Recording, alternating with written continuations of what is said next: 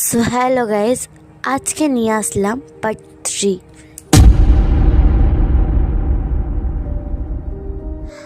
আমি যখন দেখলাম মাথা ছাড়া 30 ফুট হাইটে কেউ দাঁড়িয়ে আছে, দেখে আমার সারা শরীরটা থর থর করে কাঁপছে।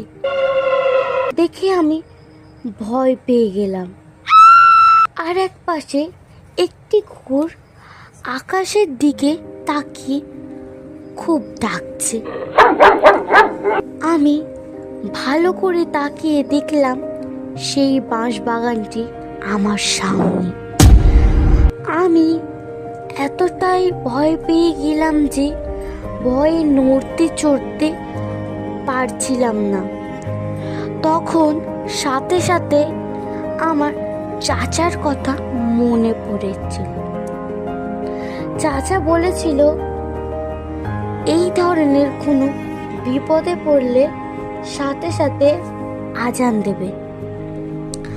আমি সময় না নষ্ট করে সাথে সাথে আজান দিয়ে দিলাম।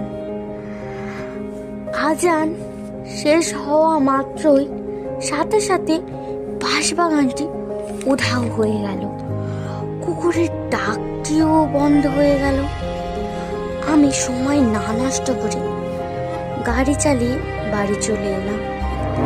তারপরের দিন সকালে ঘুম থেকে ওঠার পর আমার পিঠে যেন কি কাঁটার মতো ফুটছে, না শুতে পারছি না বসতে। আর যখন শুতে যাচ্ছি মনে হচ্ছে আমার পিঠে কেউ কাঁটা ফুটাচ্ছে।